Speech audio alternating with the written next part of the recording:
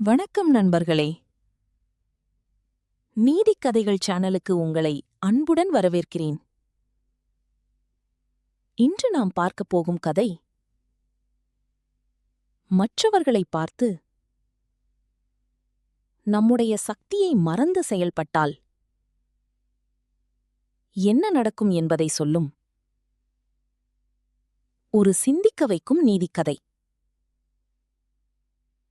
இந்த கதையின் முடிவில் ஒரு பெரிய வாழ்க்கை பாடம் உங்களுக்காக காத்திருக்கிறது. அப்படியானால் வாருங்கள் கதைக்குள் செல்லலாம். ஒரு நாள் ஒரு பெரிய கழுகு ஒரு ஆட்டை நோக்கிப் பாய்ந்தது. அது தனது கூர்மையான நகங்களால் அந்த ஆட்டை பற்றிக் கொண்டு ஆகாயத்தில் தூக்கிச் சென்றது. இந்த காட்சியை அருகிலிருந்த ஒரு காகம் பார்த்தது. கழுகின் வலிமையை பார்த்த காகம் தனக்குத்தானே பெருமையாக, இதையே நானும் செய்வேன் என்று நினைத்துக் கொண்டது.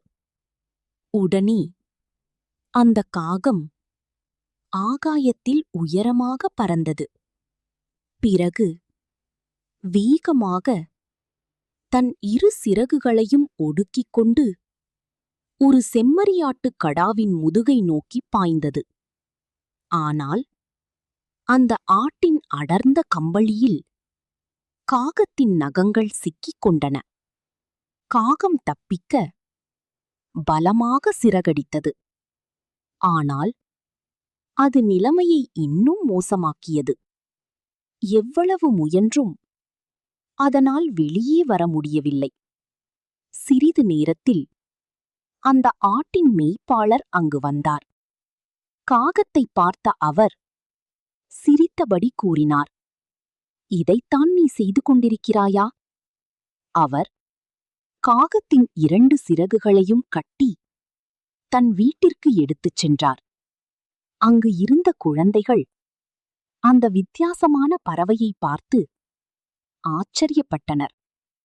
"தந்தையே, இது என்ன பறவை?" என்று அவர்கள் கேட்டனர். அதற்கு மேய்ப்பாளர் சிரித்தபடி, "இது ஒரு காகம். ஆனால் தன்னை ஒரு கழுகாக நினைத்துக் கொண்ட காகம்." நண்பர்களே, நம்முடைய சக்தி எவ்வளவு என்பதை அறியாமல் மற்றவர்களைப் போல நடக்க முயன்றால் தோல்வி மட்டுமல்ல, அவமானமும் நம்மை தேடி வரும். எனவே முதலில் நம்மை நாமே புரிந்து கொள்ள வேண்டும்.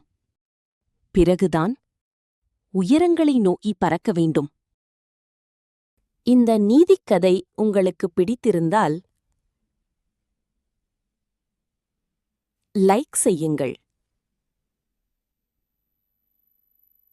ஷேர் செய்யுங்கள். மேலும் இதுபோன்ற சிந்திக்க வைக்கும் நீதிக்கதைகளை பார்க்க நீதிக்கதைகள் சேனலை சப்ஸ்கிரைப் செய்ய மறக்காதீர்கள். நன்றி.